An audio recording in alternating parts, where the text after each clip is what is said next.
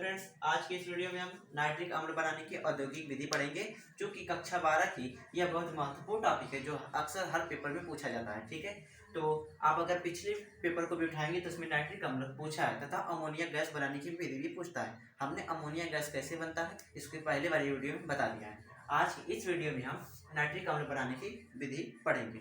देखिए, इस विधि में 3 कक्षक होते हैं। एक का नाम होता है उत्प्रेरक कक्षक, दूसरे का होता है आक्सीकार स्तंभ और तीसरे का होता है अवशोषण स्तंभ।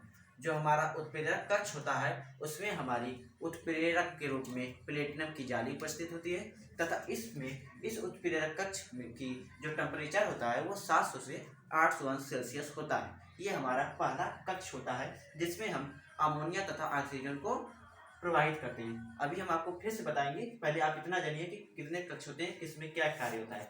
इस कक्ष में अमोनिया तथा वायु को हम पहले उत्प्रेरक कक्ष में भेजते हैं जिसमें एक प्लेटिनम की जाली लगी होती है जो उत्प्रेरक का कार्य करती है।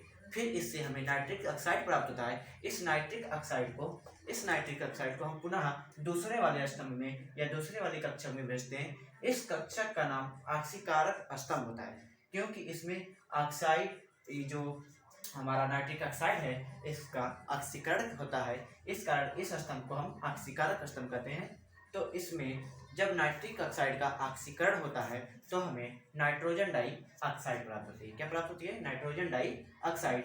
प्राप्त हुई जो नाइट्रोजन डाई ऑक्साइड है इसे हम पुनः तीसरे कक्षक में, जिसे अवशोषण स्तंभ कहते हैं। अवशोषण का मतलब यहाँ पर नाइट्रोजन डाइऑक्साइड या जो भी गैस आएगी उसका अवशोषण होगा। ठीक है, तो इस कक्षक में कुछ क्वार्टज के पत्थर होते हैं जिन पर जल का छिड़काव किया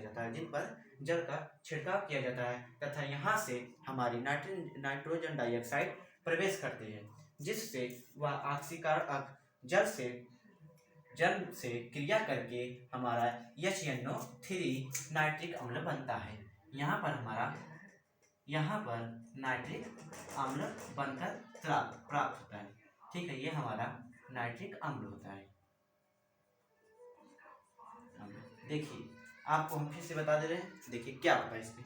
पहले हम 3 कक्ष लेते हैं। पहले कक्ष का नाम होता है उत्प्रेरक कक्ष। उत्प्रेरक कक्ष से ही पता चल रहा है कि इसमें उत्प्रेरण की क्रियाएं होंगी।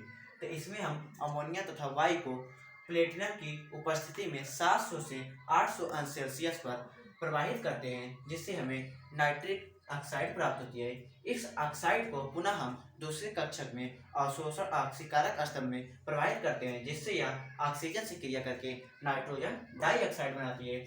पुनः इसे हम ऑक्सीकारक स्तंभ में प्रवेश करते हैं तथा जिसमें क्वार्टज की उपस्थिति होती है। इसको हम नाइट्रोजन डाइऑक्साइड को तीसरे स्तंभ ऑक्सीकारक स्तंभ में जब भेजते हैं तो ऊपर से जल का छिड़काव करते हैं, जिससे नाइट्रोजन डाइऑक्साइड जल से क्रिया करके HNO3 नाइट्रिक अम्ल बनाता है और वो नाइट्रिक अम्ल नीचे बैठ जाती है। ये क्या हमारी नाइट्रिक अम्ल है। और प्राप्त नाइट्रिक अम्ल को इस मार्ग से बाहर निकाल लिया जाता है तथा जो शेष गैसें हैं वो हमारी फिर से पुनः निकाल दी जाती है। तो ये होती है हमारी नाइट्रिक अम्ल बनाने की औद्योगिक विधि ऑस्टवाल्ड की विधि में। ठीक है, इस विधि का नाम हमारा क्या है? ऑस्टवाल्ड की विधि। पेपर में ये भी पूछ सकता है कि औद्योगिक विधि ना हटाकर ऑस्टवाल्ड की विधि भी पूछ सकता है। ठीक है, तो आप इसको जरूर से जरूर तैयार करिएगा।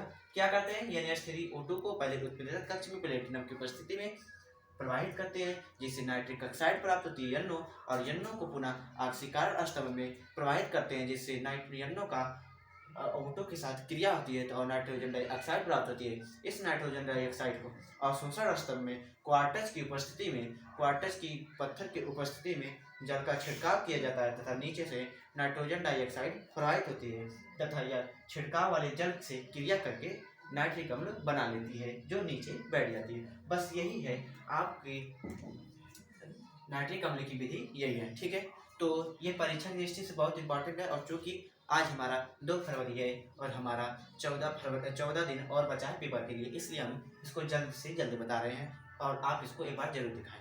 इस वीडियो में इतना ही। ठीक है।